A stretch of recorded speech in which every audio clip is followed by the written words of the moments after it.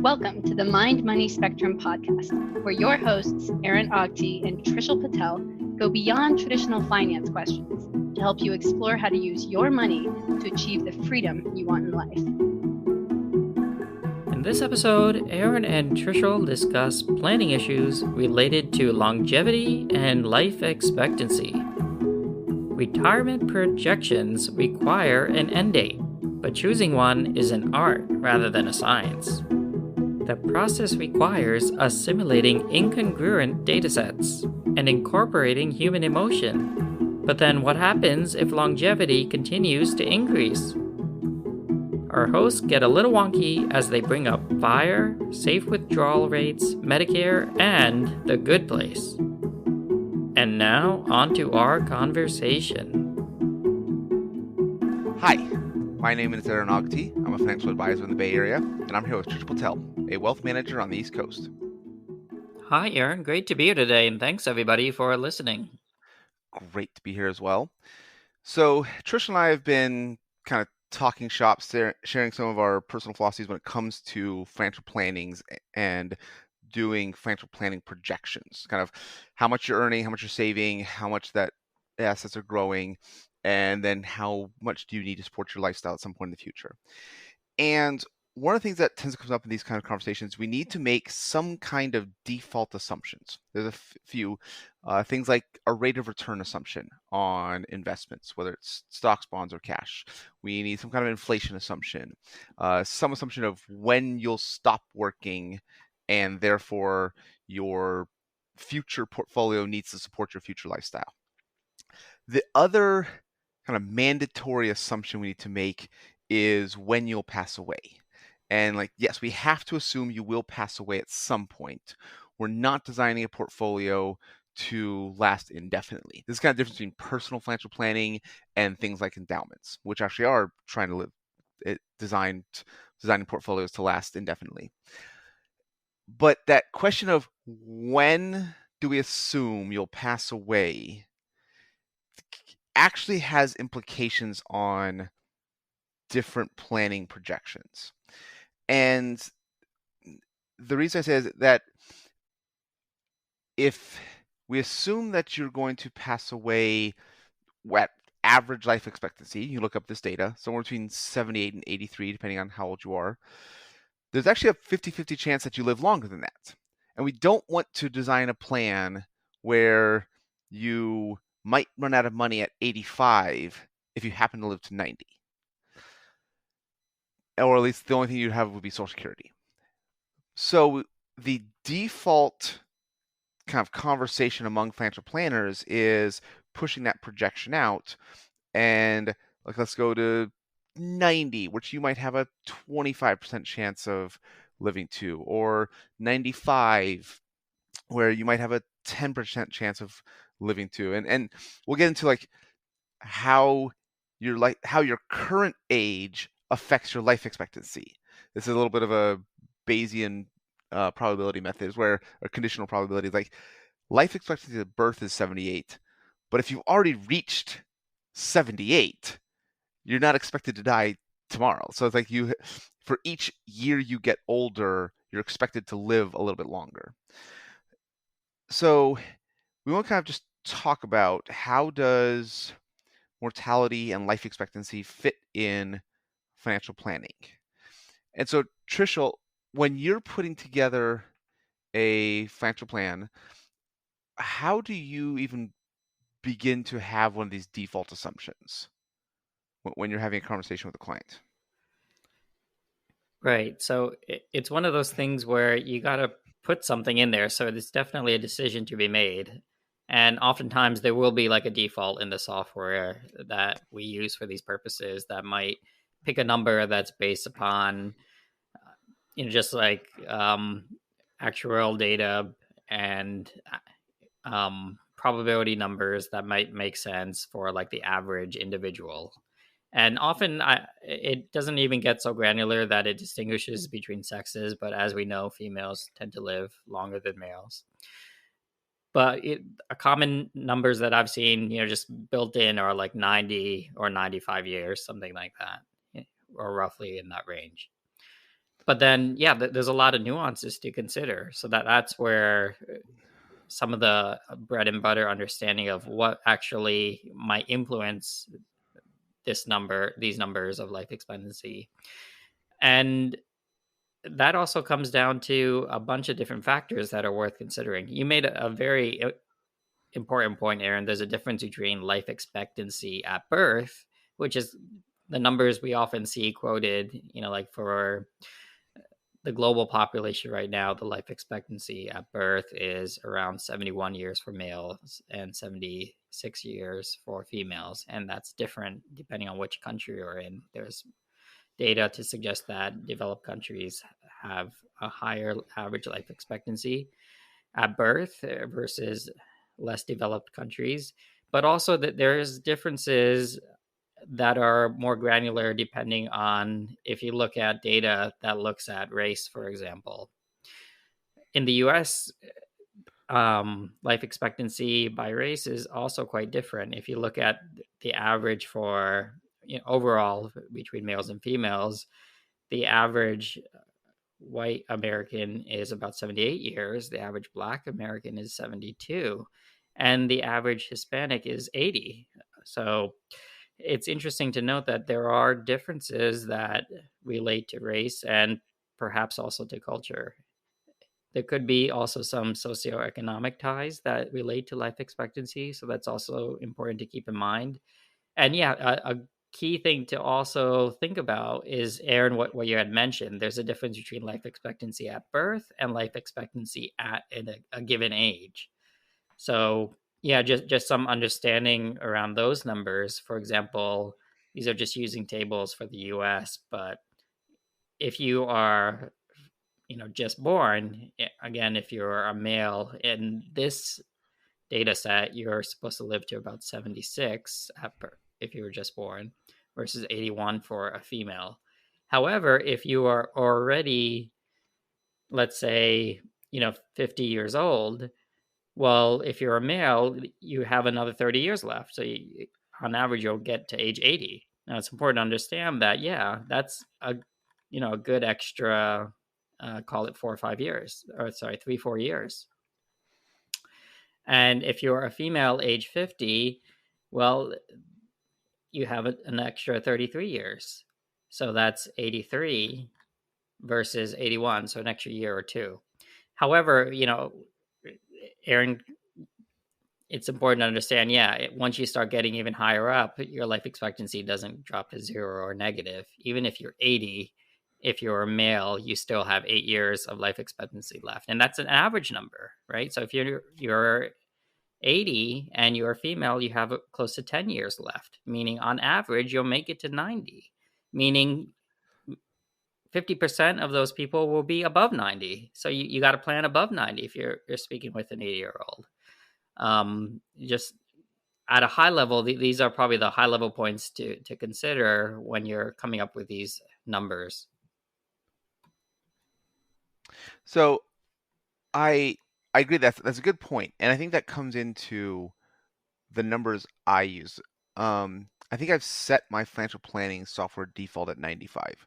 And it's like, if I forget to have a conversation or just doesn't come up with a client of what the life expectancy is, man, that's going to mess me up this entire episode.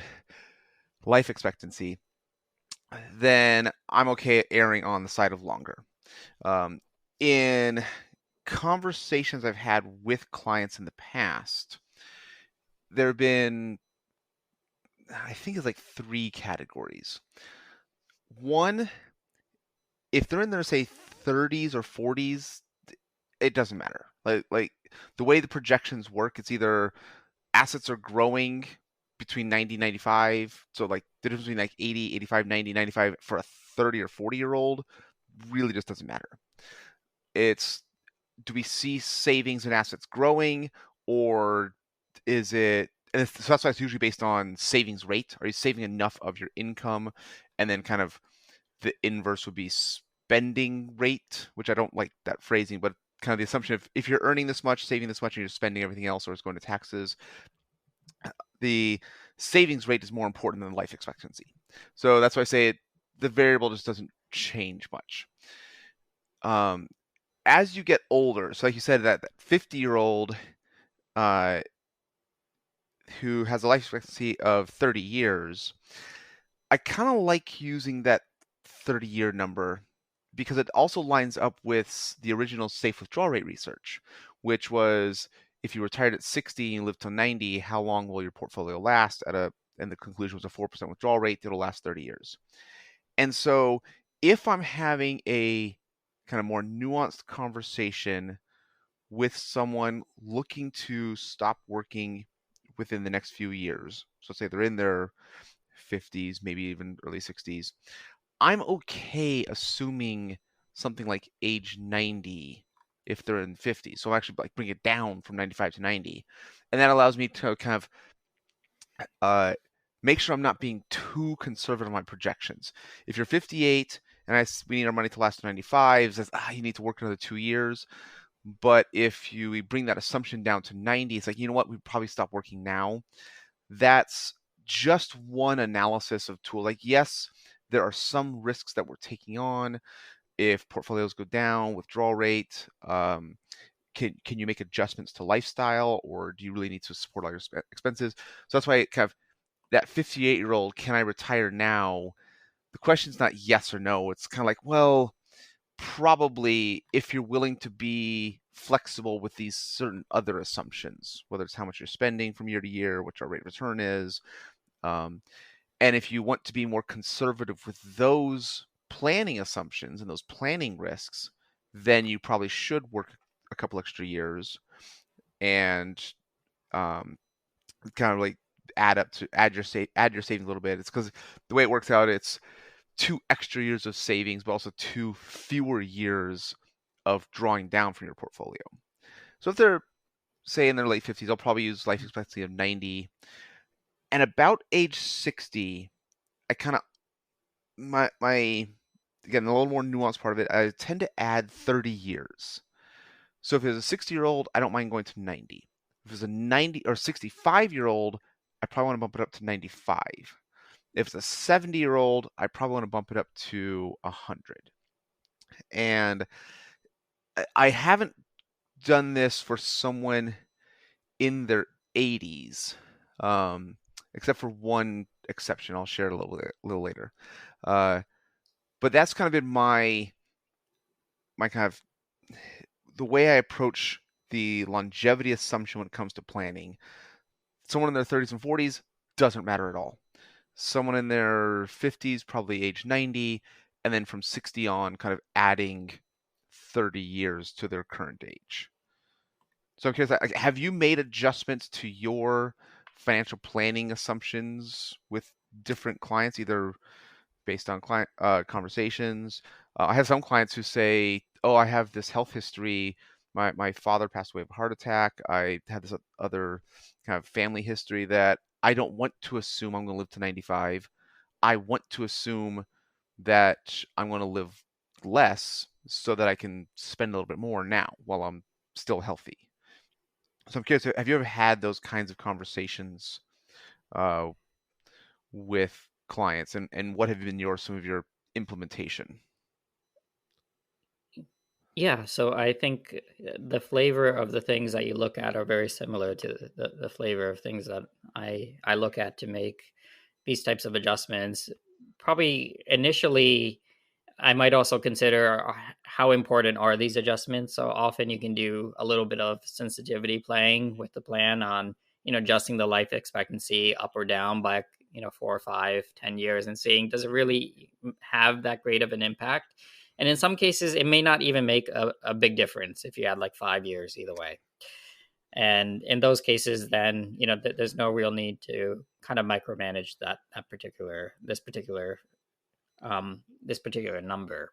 However, if it is something that is pretty sensitive, then yeah, it is worth a more nuanced conversation on, what to think about for an individual situation. And yeah, there are many factors to consider. Current age is probably a big one, but yeah, also socioeconomic status, and also race, as I mentioned. And I don't know if this will lead to a a non-correlative change, but we mentioned there's a big difference depending on which country you happen to live in. For example, the U.S. is, we had mentioned, roughly, in the numbers I had mentioned, that averages out to around 79 years for males and females, and that happens to be like 46th in the world. But there's a pretty big difference if you look at, the number one in the world right now is Hong Kong, Japan, and Macau. So these are East Asian countries, and you're looking at 5 to 6 years longer on average. And what that means for females, for example, the average female in Hong Kong at birth will be 88. Now, if you've already made it to 80 and you're a female from Hong Kong, well, you got to probably plan for something, at least 100, I'd say. And yeah, it's one of those things where it's important to just bring up these variables, and that's typically what I do, and then I let the client decide, based upon my understanding, here are the things to think about. Are you comfortable with this, or would you rather go with that? And often we can zero in on a number that we all feel comfortable with and kind of go from there. Yeah, the one story that I alluded to, where this is, again, that like the planning risks, and that not yes or no, not black and white, it's kind of in the middle. For my grandmother, I was kind of keeping an eye on her investments for her. What I had helped her choose them probably when she was late 70s, early 80s. And she wasn't quite needing them. And as she got older, she needed to move out of her house, move into a assisted living facility. And my uncle, who lived in the same city as her, was kind of coordinating everything. So he and I would talk regularly. And it got to the point where when she was probably something like 88, I remember that was the first time her withdrawal rate got over 10%, got to like 11%.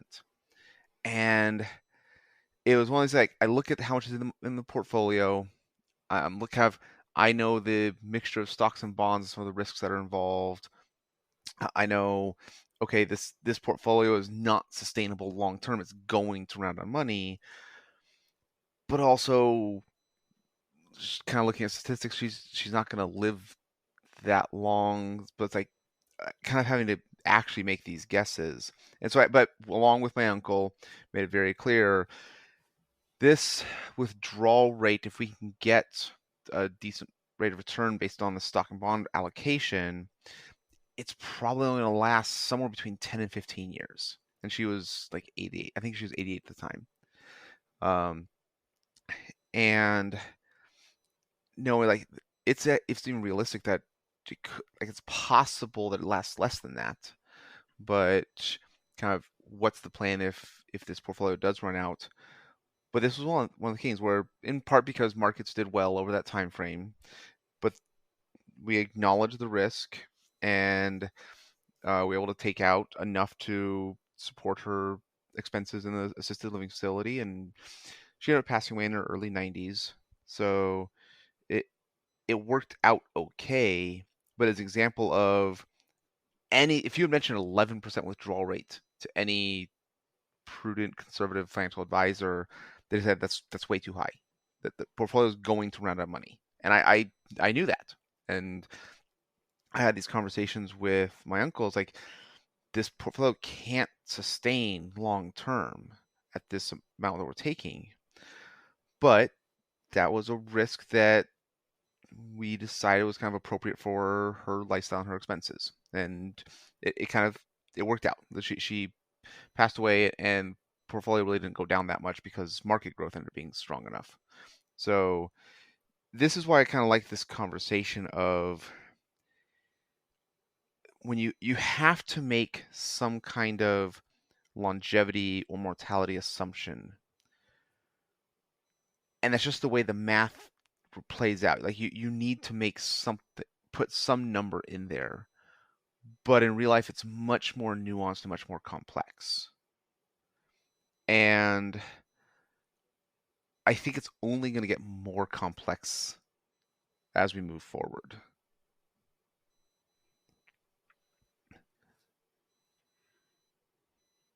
Yeah, I agree. And it's one of those things where it's not a set formula. It is really more of a heuristic. There's fuzzy considerations to pull into the picture. And, also keeping the client in the loop on, what assumptions do we have more confidence on and less confidence on. And also, we have to weigh different priorities, which in themselves are fuzzy. Like you said, in your situation, the chances of running out, which is very bad, but also the chances of underutilizing the funds, when they can be put to very, very good use, is also important to weigh. There's no special reward for getting to the finish line with, most of the wealth not used. You certainly can't take it with you. I remember a joke I would tell with clients when they're like, I'm trying to convince them that either they can stop working now because they're in the early 60s, or they can increase their spending in retirement. It's like, okay, if you keep saving or you don't spend your own money, your kids are going to have a better retirement than you do. Right. And that they would chuckle, and that kind of helped them understand like that they're in good shape, that it's okay if they go on an extra vacation, or they don't need to like go seek out every discount that they can. But yeah, like you said, there's no reward for getting to the finish line and having more money left over than necessary. Yeah. And, from that perspective, when you said that high withdrawal rate, at first I had that knee jerk reaction of, wait, 10, 11%, that's pretty high. But then, the other thing to understand is that's not set in stone either. If the market hits a good sequence of returns, then that's perfectly fine to be that high indefinitely. And if we do hit a poor sequence of returns, then by all means, there's probably room to lower it for a bit and, adjust along the way, or keep it high in the 80s and early 90s and lower in the, the aughts. Is Yeah, it the aughts? yeah, we'll go with thoughts. That's actually a really good point. I know in the original safe withdrawal rate research, the 4% was the lowest withdrawal rate over a 30-year time frame. That's what made it safe, that there was no historical example, if you withdrew 4%, that you would run out of money. The average withdrawal rate is actually like 6%. If you start a portfolio, withdrew 6%, half the time it would still have money after 30 years. The highest withdrawal rate, which I think is like started in the early 80s and went through the bull market of the 80s and the tech bubble of the 90s, and you just had so much money that the tech crash didn't phase you, was like an 8% withdrawal rate for over 30 years. Like you could retire, I think in like 1980, withdraw 8% of your portfolio from the beginning and still have money left over in 2010. And it's one of the things to remember, like the safe withdrawal rate is the worst case scenario. And that's kind of what we have to plan. It's like, okay, what if you happen to live to 105 and we need your portfolio to last that long? But most likely it's going to be a little bit better than that. In this case, it feels weird to say it, passing away sooner is better, but that's kind of how the math works out. And so knowing that there is a historical example of an 8% withdrawal rate sustaining for 30 years gives you context for, yeah, sometimes if you have that lower life expectancy based on individual situation, then yeah, you can take that higher withdrawal rate. And again, like you said, it's not set in stone. You can be flexible. If that's one of the variables that you know, we can adjust our withdrawals based on lifestyle and market performance. That gives you a little more leeway to have a higher initial withdrawal rate. Yeah, right.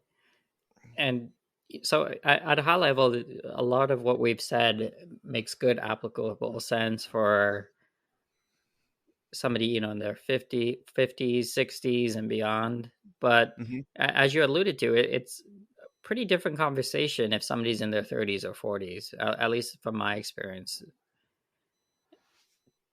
What do you Typically, mean? typically for those ages, and you did mention this, that um, it's just too soon to hammer in a number that far out, and it likely doesn't make that big of a difference getting it super fine tuned.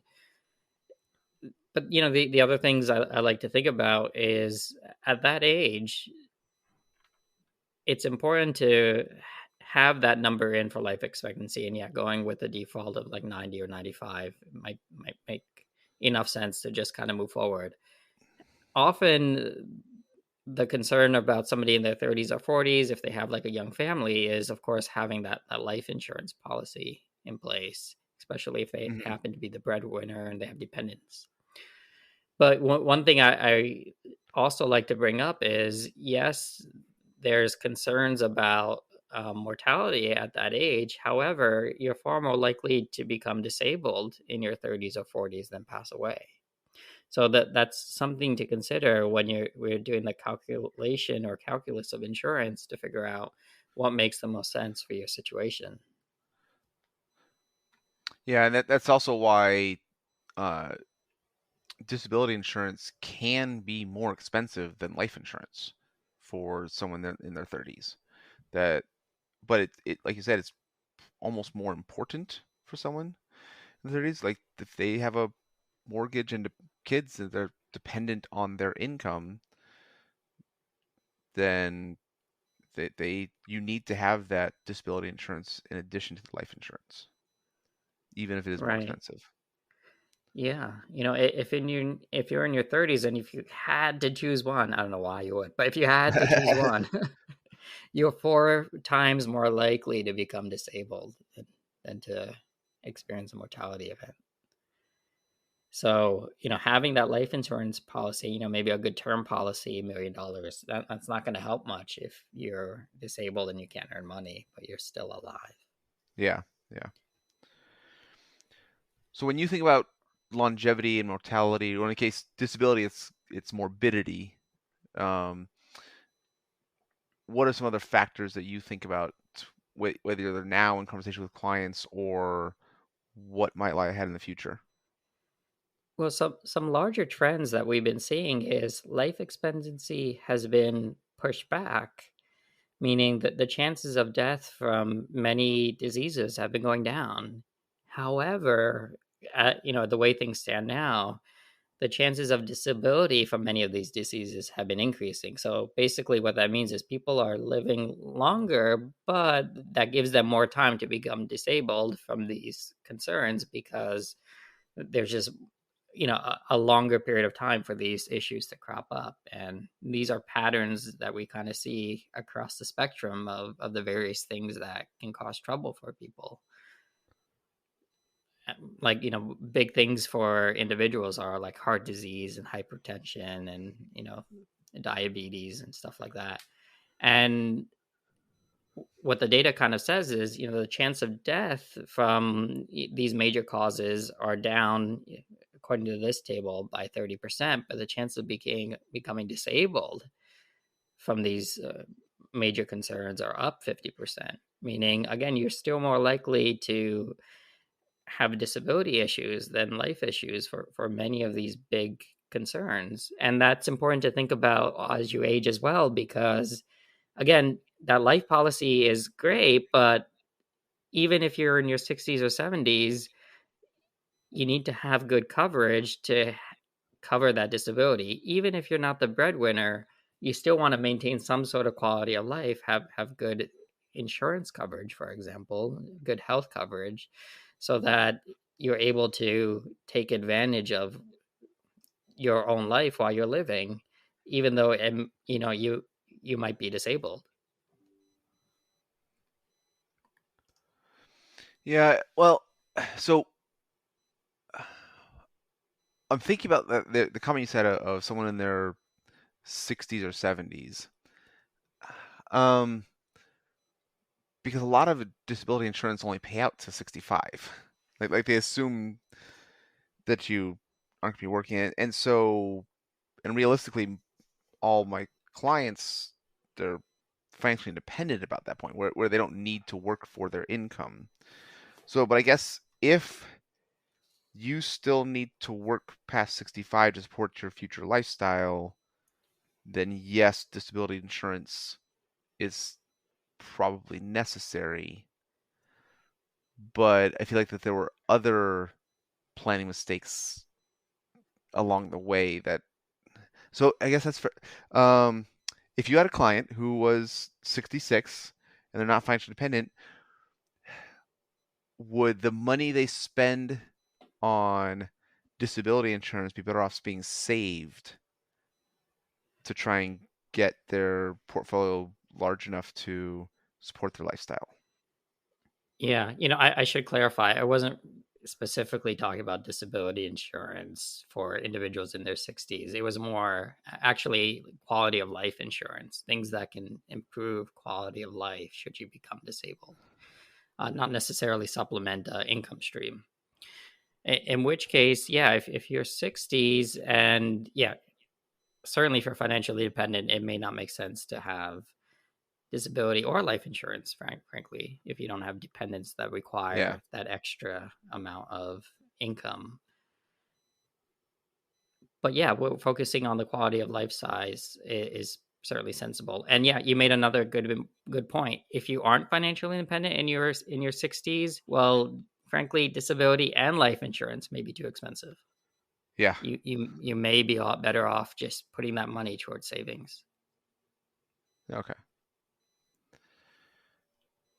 So, do you have an example of a client conversation you've had about life expectancy assumptions in your planning projections?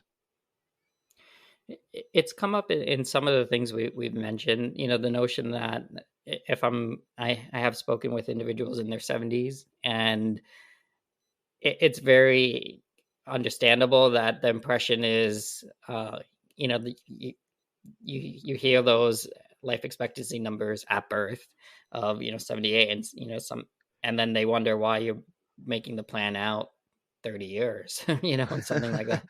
Well, there's a reason for that. Yeah. Another statistic that I recall is that the average amount of years that you need to plan for a widow or a widower is about 30 years on average. Really? Yeah. So it's certainly one of those things where that's a good amount of time to think about after a spouse passes away on average, and that's an average number, right? I Again, guess so that average would also include spouses who passed away before 60, in their 30s, 40s, 50s, where any age, yeah. yeah. But So again, they made it to marriage at least, so that it's not at yes, birth. yeah. But and Supposedly. it's also like the odds of passing away in your 30s are pretty low, anyways. So most widowers are probably in their 60s, 70s.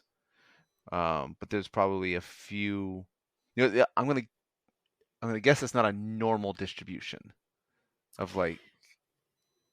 Yeah, I'm gonna guess that you have a few widowers in their 30s who are going to live another 50, 60 years, and you have most of your widowers in your 60s, 70s who have life expectancy of 10 to 20 years.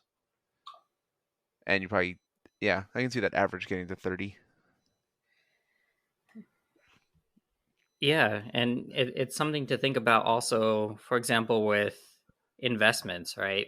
You're planning your investments and your withdrawals and realizing you may have a few decades, after one spouse passes away, it kind of changes the calculus on how much risk you have to plan for and how much withdrawals you need to plan for, and your time horizon. It's an important factor in all this. Yeah. So what else do you think about when you either not necessarily with clients, but as you ponder longevity and the future? Yeah, it's one of those things where you just think, is there this trend that'll continue indefinitely, where we have seen global life expectancies increasing year by year. The upward trend over the past generations has been pretty steady. And if that trend continues, if you just draw the dots on a graph and extend it a couple decades, well, then that'll have us living into the averages of 90s and 100s. So that's a little bit of different planning. For example, somebody retiring in their 60s now on average needs to plan for another, again, you can't plan for that average of living to 140 years. You got to plan for the other side of that whole distribution. So retiring in your 60s but planning to withdraw money for another 60 years, well, I don't know what that means, for people having to work until their 60s in the typical sense. We do see that social security numbers or social security tables or incentives are pushing people to go until they're 70 now, but that might increase. But at the same time, what we just mentioned, that 4% safe withdrawal rate was based on a 30-year horizon, not a 60-year. Does that So mean everybody should be saving a lot more to meet those demands? the first thing that came to mind was actually one of our discussions on FIRE, where the idea of like your working career has to support a lifestyle that's longer than the working career.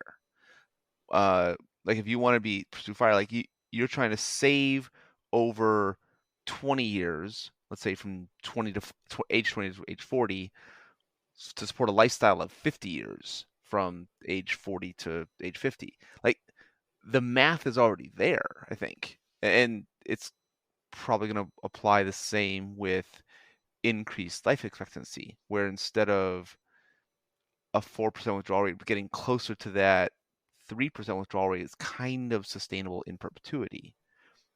And so financial planning for 60-year-olds is going to probably feel like there's the financial planning for 60-year-olds is going to be the same math as those pursuing FIRE, which in a weird way, does that mean that the 60-year-olds are now in the retire early camp?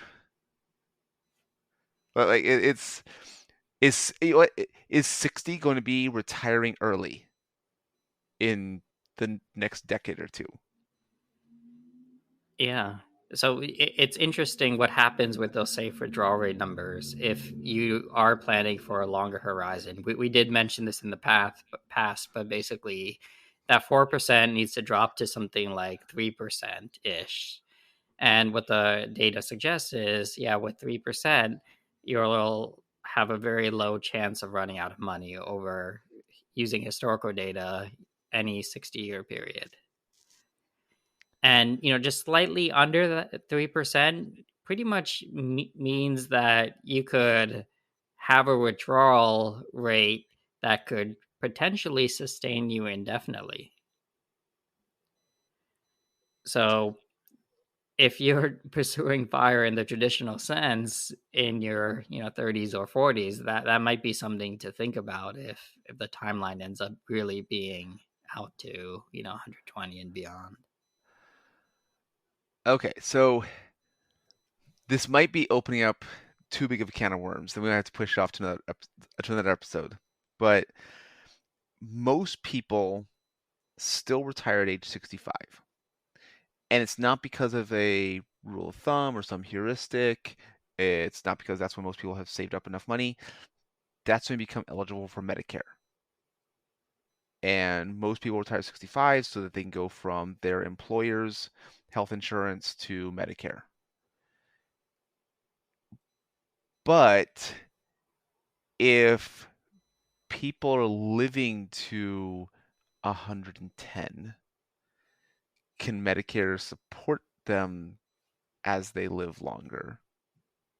It's you start to get into the political and economic and government ramifications of this. And so would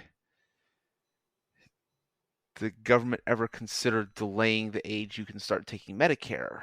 Or will they start doing it sooner? And so I'm really curious. Yeah, I feel like I don't want to get into that right now, but like there's definitely like understanding that variable of health insurance for a 60-year retirement.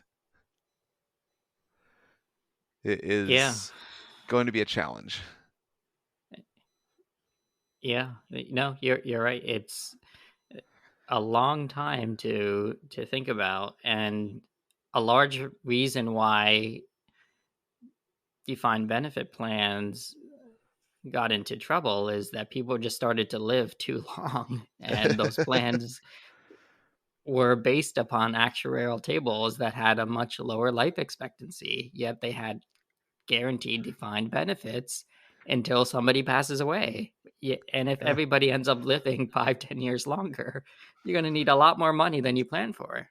A lot of those plans also were the actuarial numbers were done in the 80s, and so they're between 70s and 80s. So where you had in the 70s you had really high inflation, really high interest rates, and kind of stock returns didn't quite match up. That like bonds could yield you double-digit returns, double-digit interest rate returns, and then in the 80s you had stock returns that were so high that a lot of the defined benefit plans used the numbers in their rate of return assumptions. Like, oh yeah, this portfolio can average 12% per year, no problem.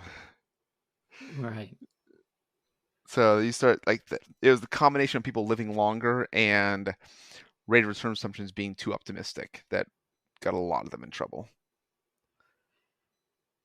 Yeah. And, with healthcare costs in general, what seems to be happening is longer longevity puts a lot of pressure on healthcare costs at the end of age, because what that might also mean is you have a lot more people who are nearing the end of life but are kept alive a lot longer, which again, it's something to factor in to all this. And frankly, like we said, if we're talking about an extra decade or two at the end of the distribution here, it can make a pretty wild difference. I think maybe some good things that we're seeing is there is some research that is coming out that is actually tackling not only the longevity side of the equation, but also the morbidity side of the equation as you reach these older years. So What do you ensuring mean? that not only people live longer, but live longer and are more healthy at those ages. Mm. And it's one of those things where if you look really far out, and it's maybe not so far out, I'm kind of talking about like my kids or maybe their kids.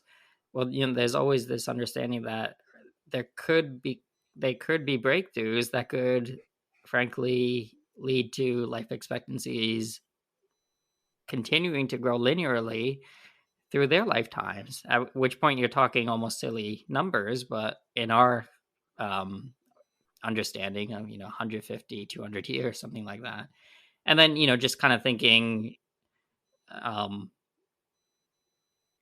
thinking on how everything works. There's nothing really defined in the way humans are built that there has to be a definite cutoff date. It is physical processes that could be tweaked into, and there are other species that do live for hundreds of years. And it's like, I heard of this shark, I don't know, that lives like a couple hundred years. I know tortoises, right? They live for hundreds of years. And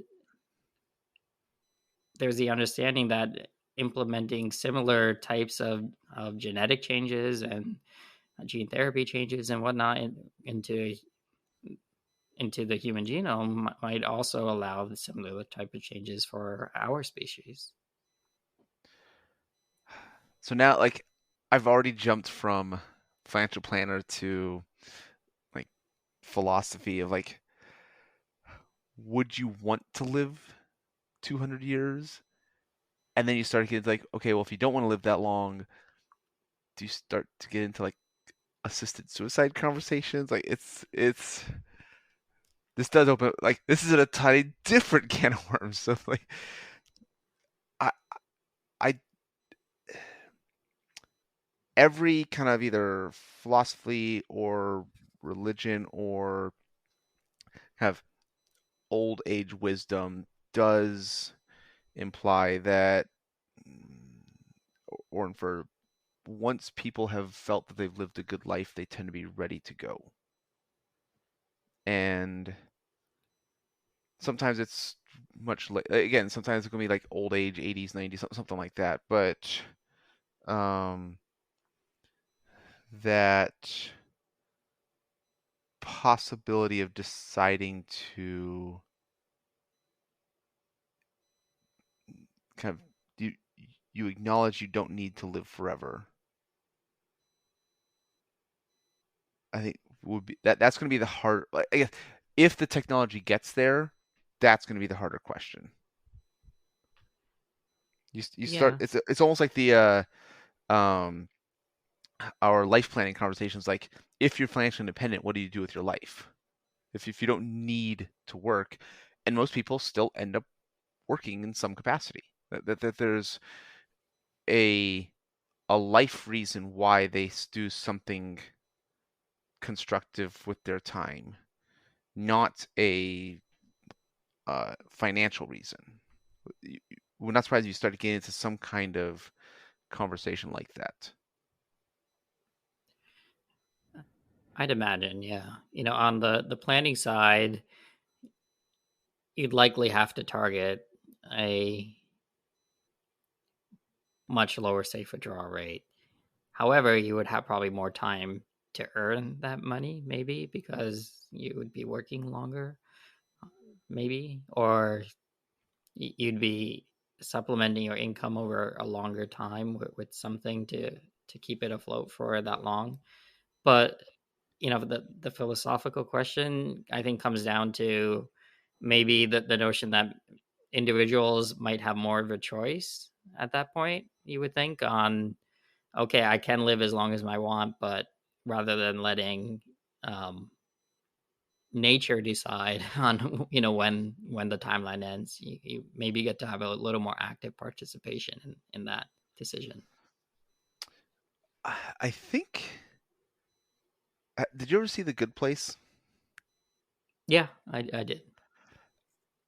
So I guess if I remember correctly, how it ended, um, and I feel like this might be spoiling uh the entire series in a way. So spoiler warning for everyone listening: if you have not seen The Good Place and intend to, you can just probably stop listening to the rest of the episode now.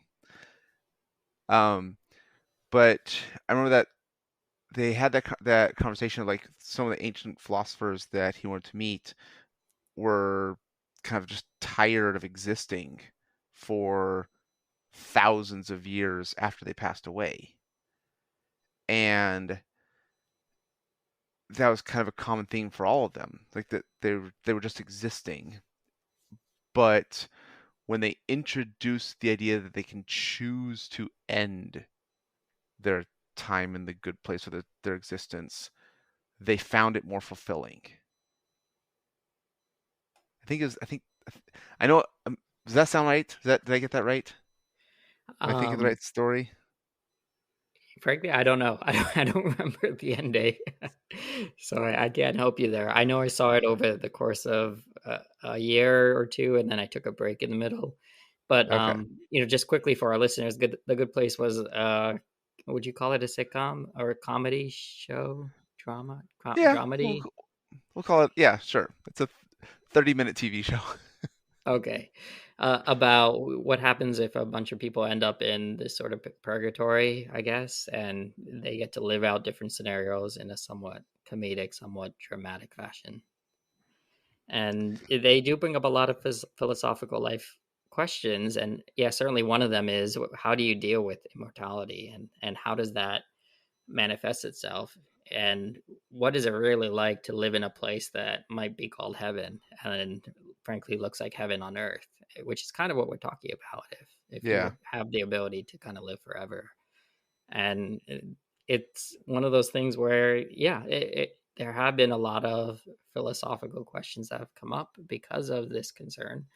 And I'm sure along the way, we'll have to come up with, or each individual will have to think through those as it pertains to their situation. So I think I want to end there today before we start getting like going down a weird, depressing path. Because I feel like that's going to occupy my brain for at least the next 30 minutes of like, if you could live forever, would you? And if you could choose to end whenever you wanted, how would you decide? You know what? If there's anyone listening that wants to share their thought, I'd be really curious about that. Because it almost requires like this really deep introspection of what they want out of life. And from a life planning perspective, I would find that fascinating. Yeah. Well, Because good honestly, stuff, I don't even know how to answer that. Yeah. Need to think about that as well. Yeah. Okay. Well, thank you for the conversation, Trishul. I really appreciate it today. Well, thanks, Aaron. I appreciate it as well. I think we covered the main points. We did get a little wonky there for a bit, but I certainly always enjoy them. And thanks, everybody, for listening. If you are enjoying these conversations, do spread the word. Thanks. Bye. Bye. We appreciate you joining us today for this episode of the Mind Money Spectrum podcast. Be sure to visit mindmoneyspectrum.com to access the entire library of episodes. Remember, it's not black and white, but the wide spectrum of gray area where you get to pursue the freedoms you want in life. Opinions voiced in this material are for general information only and are not intended to provide specific advice or recommendations for any individual. All performance referenced is historical and has no guarantee of future results. All indices are unmanaged and may not be invested in directly. Have a nice day.